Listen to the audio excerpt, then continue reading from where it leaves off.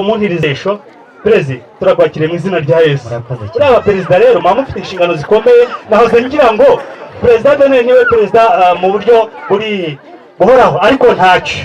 None aba baterankunga babafashije ni benshi cyane, none tuguhaye umwanya urashima bingana iki? Mbese uradushima mu buhe buryo? Kuko nabo bose n'abaterankunga bihagaze bite? Ndashima cyane cyane, ariko yego itorero ryacu rigatubaye hafi muri iki gikorwa cyo gusohora zino ndirimbo. Itorero yego, aba bantu ubona baje ngaha ndabashimira kuko baje muri iki gikorwa cyacu cyo kugira ngo tuzishyire ahagaragara. Ariko by'umwihariko hari umuntu watubaye hafi cyane, nubwo ndi perezida, ariko buriya hari undi watubaye hafi cyane akajya twegera. Hari umuntu wababaye hafi cyane rwose, ko twese twababaye hafi. Ubwo ari jyewe cyangwa ko nanjye mu bantu bababaye hafi, kereka ntuzana n'ibintu byo gutera amashyari. Ariko aravuze ngo hari abantu bababaye hafi, ariko hari n'uwababaye hafi cyane. Ubwo yabayemo cyane rero reka ndebe yuko ari buvuge ko ari jyewe. Uwo muntu wababaye hafi cyane ninde? Watubaye hafi ndetse cyane, ariko hari n'undi noneho babanaga natwe na buri joro akaba ari kumwe natwe, na saa sita z'ijoro akaba yaba ari kumwe natwe. Njyewe n'abasigira Imana yahabwa icyubahiro. Ubwo ndumva ari data wa twese wo mu ijuru, kuko niba utajya udusigira Imana yahabwa icyubahiro. Data wa twese wo mu ijuru yababaye hafi. Data wa twese we ahora aturi hafi, ariko hari n'undi watubaye hafi muri ibi bikorwa nk'abana. Urabona ko turi abana pe, urabona umuntu urimo w'umusaza ni jyewe, sibyo se?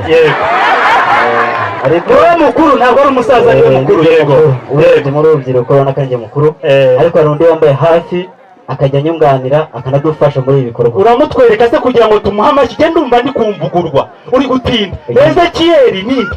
Ni umugabo umpagaze iruhande mu ruhande rw'iburyo bwanjye, niwe yatambuka. Amazina ye uyatubwire.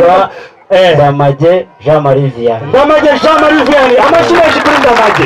Kuriya pastor ngwino umuhesha umugisha. Narinze ko ari jyewe wanagikawe yati, ariko nkuye ingofero ndayikuye rwose.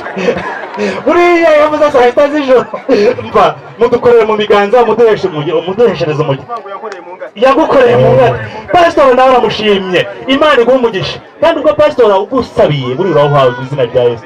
Nuko bigenda biterera. Rero ntabwo umuntu wakwigiriye uko nguko ugenda usanga umwihorere. Natwe hari akantu twamugeneye ko kumushimira. Hari impano nziza cyane, nawe reba araza kwishima ndabizi. Ngwino umenya ari izi ngizi.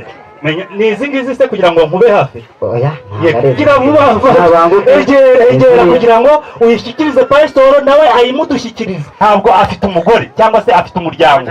Turagira ngo dusabe umuryango baze bashimirwe hamwe. Imana ihabwe icyubahiro. Ab'umuryango wa Jemuve kirinda agaragaza ibintu ku mugaragaro. Nanjye naringiye mu ifoto y'abandi. Yego Jemuve tugiriye neza wafungura iyo mpano bakagufasha.